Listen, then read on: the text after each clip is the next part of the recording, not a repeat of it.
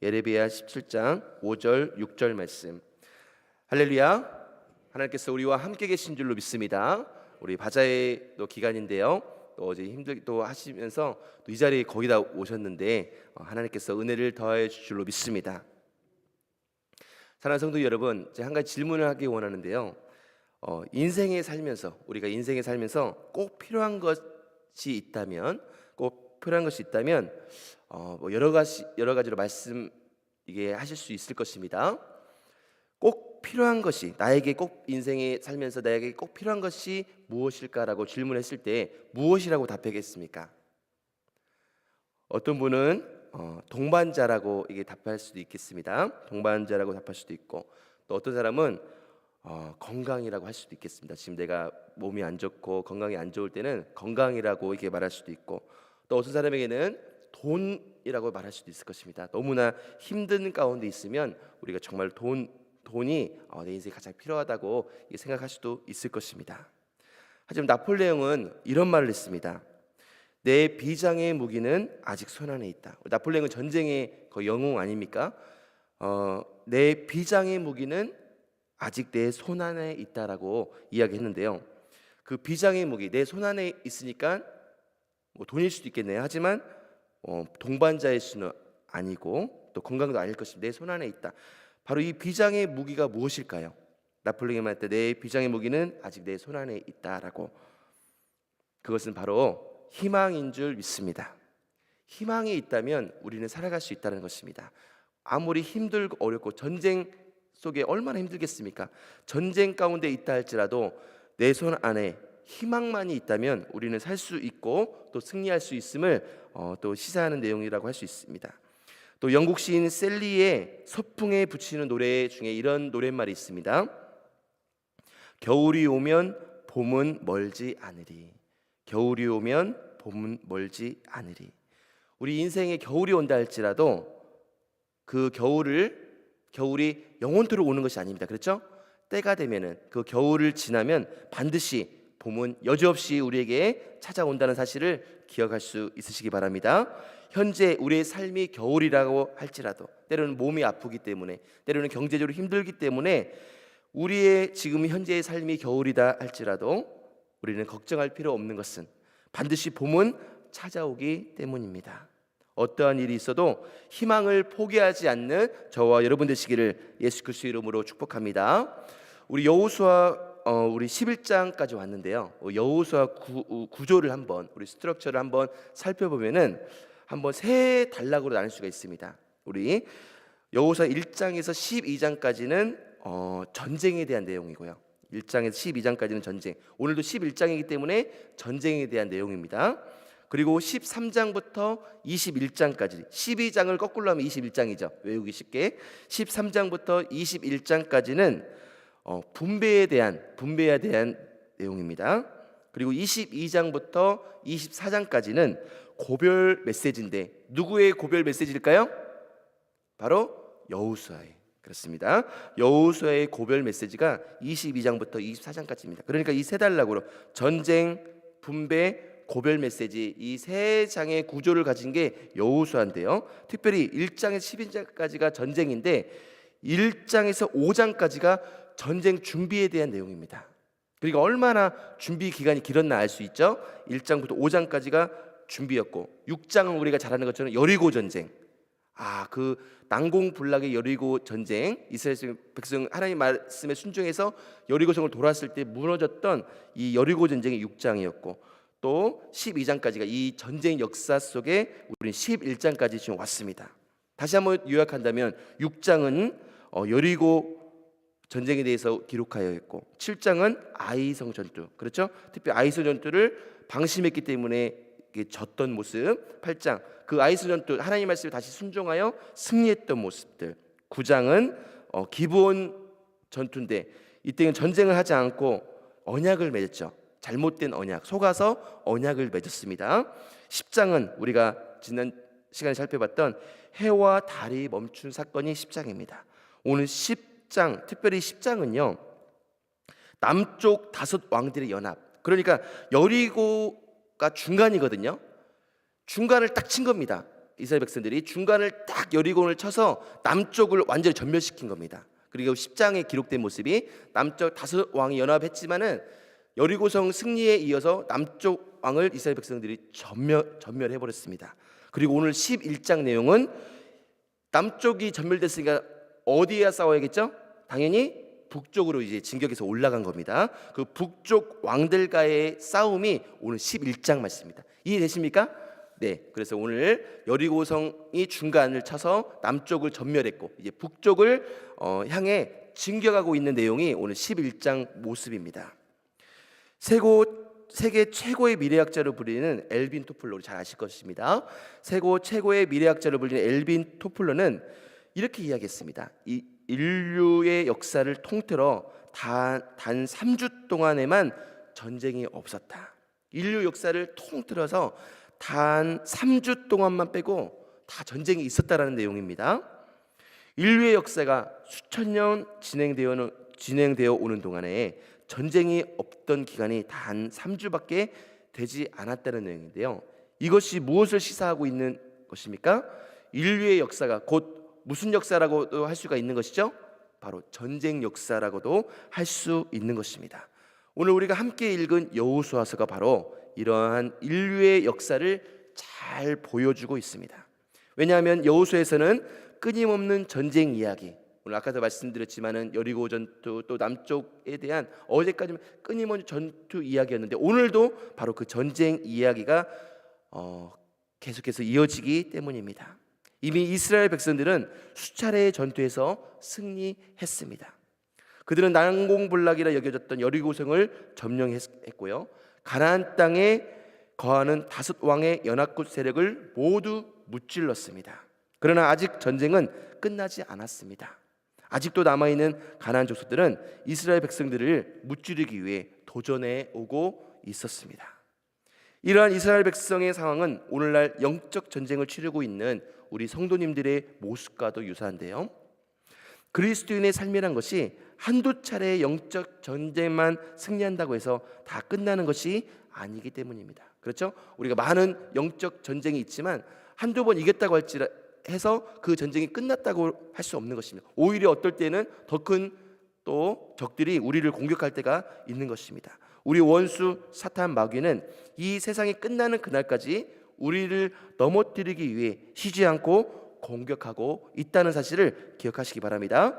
따라서 우리는 이 세상을 떠나는 날까지 치열한 영적 전쟁이 끝나지 않는다는 것을 우리는 가슴속 깊이 기억해야 됩니다. 그러니까 환경 가운데 우리가 넘어지고 슬퍼하기 이전에 이 환경을 주는 것이 혹시 사탄은 아닐까?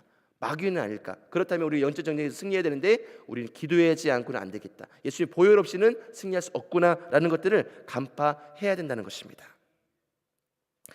사고는 늘 방심할 때 일어나는 법입니다. 이스라엘과 지금 하마스 전쟁을 우리는 지금 지켜보고 있는데요. 하마스가 이스라엘을 공격할 거라는 생각도 못했습니다. 왜 그러냐면 이스라엘 백성들이 게임이 안 되게 전투했을 때 게임이 안 되기 때문에 그렇습니다. 그리고 가자 지구를 거의 이스라엘이 거의 세상에서 가장 큰 감옥이라고 하지 않습니까? 쫙 철옹성같이 쌓아놨고 이스라엘 백성들은 아이언돔이라는 요격률 95%를 자랑하는 아이언돔이 배치되어 있기 때문에 하마스가 공격한다 할지라도 우습게 여겼던 것입니다.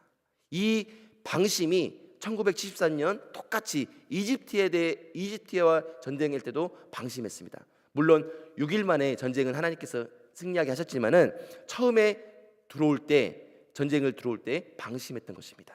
그래서 어떻게 돼요? 아이언돔이 있기 때문에 잠했지만 한 방에 하마스가 3,000발의 미사일을 쐈잖아요. 그러니까 오늘 2,000발은 맞을 일도 1,000발이 빗나간 거 아닙니까?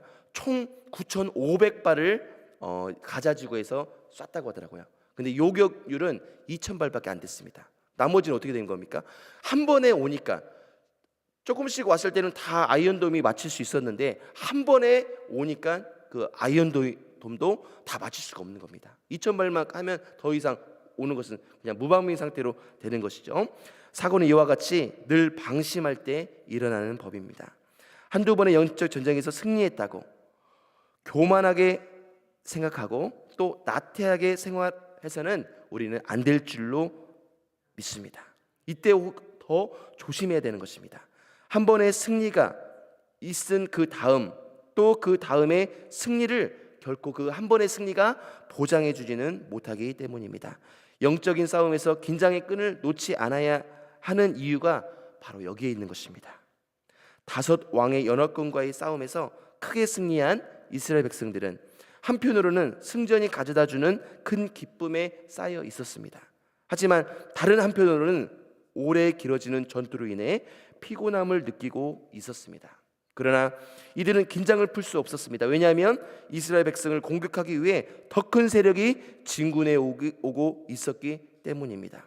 말 그대로 산 넘어 산인 상황입니다. 예를 들어 지금 하마스하고 전쟁을 하고 있는데 지금 이란 쪽에서 전쟁이 지금 하겠다고 쳐들어온 겁니다. 그러니까 하마스와 전쟁이 끝나지도 않았는데 더 큰 세력이 오니까 전쟁이 힘겨운 전쟁이 되는 것이죠. 산 넘어 산인 상황입니다. 이스라엘 백성이 가나안 땅의 남쪽 지역을 점령했다는 소식을 들은 하솔 왕 야빈은 위협을 느끼고 가나안 족속들을 하나로 규합하여 북방 연합군을 형성하게 됩니다. 이 연합군의 숫자가 앞서 이스라엘 백성들이 상대했던 5 왕의 연합군 못지않게 커다란 규모였습니다. 그들의 군사 규모가 얼마나 컸는지 우리 한번 말씀을 살펴볼까요? 여호수아 11장 4절 말씀 우리 한번 살펴보도록 하겠습니다. 11장 4절입니다. 그들이 그 모든 군대를 거느리고 나왔으니 백성이 많아 해변에 수많은 모래 같고 말과 병거도 심히 많았으며. 아멘. 뭐라고 말씀 오늘 본문을 이야기하고 있습니까? 하솔 왕 야빈이 이끌고 온 북방 연합군의 숫자가 해변에 수많은 모래와 같다. 해변에 모래가 얼마나 많습니까? 그 숫자가 해변에 수많은 모래와 같다라고 표현했습니다. 이는 군사들의 숫자가 끝을 알 수 없을 정도로 헤아리기 힘들다는 비유적 표현입니다. 꼭 모래와 같이 똑같이 하는 게 아니라 비유적 표현으로 이와 같이 숫자가 많다라는 비유적 표현입니다. 해변의 모래 알갱이 수를 셀 수 없듯이 가나안 북방 연합군의 숫자가 셀 수 없을 정도로 많았다는 뜻입니다. 또한 4절 말씀을 보니까 그들이 가진 말과 병거도 심히 많았습니다. 그렇게 이 병거, 그때 당시 병거를 말하면 지금 말하면 전차 말하는 탱크라고 말할 수 있는데요. 고대 전투에서 상대편의 전력을 평가할 때 이 전차의 수를 통해 그 상대의 전력을 수를 했습니다. 전차가 많으면 이게 세다. 그 전차 수가 적으면 비교적 약하다라고 이게 우리가 평가를 했던 것이죠. 전차는 그만큼 전투에서 승패를 좌우할 만큼 큰 영향력을 차지했던 것입니다. 그러한 전차가 심히 많았다는 것은 이스라엘 백성들이 상대하기 벅찰 정도로 상대방 진영의 세력이 막강했다는 것을 잘 보여주고 있습니다. 오늘날로 말하면 전쟁을 하려고 뚜껑을 열어보니까 적국이 최신식 전투기, 탱크, 항공모함, 무기, 이 어마어마한 무기 등을 다 갖추고 있다는 것과 비교할 수 있겠습니다. 그것도 셀 수 없을 정도로 많이 가지고 있다는 것입니다. 그러니 이렇게 어마어마한 세력과 전투를 앞두고 있는 이스라엘 백성들이 얼마나 큰 두려움에 빠져 있었겠습니까? 게다가 지금 이스라엘 백성들은 계속되는 전쟁에 지쳐 있었습니다. 손에 들고 있는 무기를 내려놓고 잠시 쉬고 싶은 마음이 굴뚝 같았습니다. 하지만 이스라엘 백성들은 하나님을 의지하고 붙들지 않으면 전멸할 수밖에 없는 상황에 내몰려 있습니다. 시간이 지나고 역사적 평가를 해보면 이스라엘 백성들의 신앙은 전쟁이 끝난 이유가 아니라 오히려 전쟁 중에 가장 좋았다고 할 수 있습니다. 왜냐하면 이들은 불가능한 전투를 계속 해가면서 하나님을 더욱더 의지하고 붙들고 살아왔기 때문입니다. 이것이 영적 전쟁이 가져다주는 숨겨진 이점입니다. 영적 전쟁은 우리 성도로 하여금 하나님을 더욱 의지하게 만들어주는 하나님의 계획인 줄 믿으시기 바랍니다. 한번 주변에 있는 그리스도인들 한번 살펴보십시오. 우리 또 새롭게 하소서나 또 다니엘 기도 그런 간증자들을 한번 살펴보십시오. 정말로 그들의 삶을 잘 보시면 공통점이 있는데요. 그것은 인생의 크고 굵직한 고난이 함께 했었다는 것입니다. 그 고난이 있었기 때문에 그 고난을 이기고 하나님께 크게 쓰임받는 성도로 거듭났다라는 것입니다. 하나님은 우리 삶에 찾아오는 고난을 통해 우리 믿음을 성숙시키시고 하나님을 향한 우리의 마음을 더욱 굳건하게 빚어 가시신다는 사실을 기억하시기 바랍니다. 다윗이 시편을 기록하며 고난당한 것이 내게 유익이라, 이로 인하여 내가 주의 율례를 배우게 되었나이다 라고 고백한 이유가 바로 여기에 있습니다. 분명 치열하게 영적 전쟁을 치르는 그 당시에는 힘들고 어렵고 빨리 끝나기만을 기다리고 있지만, 지나고 보면 그때가 가장 하나님과 가까이 교제하고 가까이 지냈던 시절임을 기억하게 되는 것입니다. 따라서 우리는 고난 앞에서 낙심하지 말아야 되겠습니다. 오히려 고난 가운데 하나님을 더욱 가까이 만나는 기회로 삼아야 할 것입니다. 이스라엘 백성들이 약속의 땅을 점령하기까지 긴장의 끈을 놓지 않았던 것처럼 우리 그리스도인들도 하나님께서 약속하신 하나님 나라 천국에 들어가기까지 긴장을 놓지 않고 성숙한 믿음을 가질 수 있도록 계속해서 영적 전쟁을 감당해야 합니다. 한 번의 승리가 그 다음 승리를 보장해 주지 않듯이 이스라엘 백성은 하나님의 도우심으로 가나안 땅 남부 정복 전쟁에서 승리했습니다. 그러나 이것이 북방 연합과의 전투에서 승리를 보장해 주는 것은 아닙니다. 북방 연합군의 군사는 해변의 모래와 같이 셀 수 없을 정도로 많았습니다. 이에 여호수아와 이스라엘 백성들은 또다시 하나님을 의지하고 강한 대적과 싸워야 했습니다. 우리가 하나의 영적 전쟁에 승리한다면 하나님께 감사해야 합니다. 그러나 한 번의 승리에 들떠서 긴장을 늦춰서는 안 됩니다. 방심해서는 안 됩니다. 또 다른 사탄의 공격이 우리들을 기다리고 있고 언제든지 우리의 믿음을 넘어뜨릴 수 있다는 것을 잊어서는 안 될 것입니다. 승리에 대한 감사를 갖되 더불어 언제나 영적으로 깨어있기에 노력하는 저와 여러분 되시기를 예수 그리스도의 이름으로 축복합니다. 해변의 모래와 같이 셀 수 없는 많은 적들이 진을 치고 있는 모습을 지금 이스라엘 백성들은 보고 있습니다. 마음의 두려움과 절망이 찾아올 수밖에 없었을 것입니다.